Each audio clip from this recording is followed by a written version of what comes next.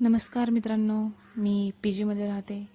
तर मी आज स्वयंपाक बनवते आहे. तर मी म्हटलं तुमच्यासोबत पण थोडं शेअर करूया.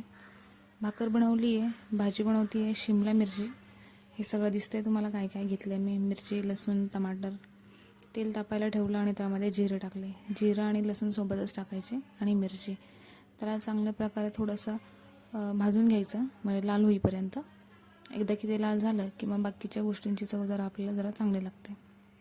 जिरा आणि मोहरी हे टाकल्याच्या नंतर कांदा टाकायचा. कांदा आणि टमाटर या दोन गोष्टी टाकून घ्यायच्या. मी टमाटर टाकणार आहे नंतर.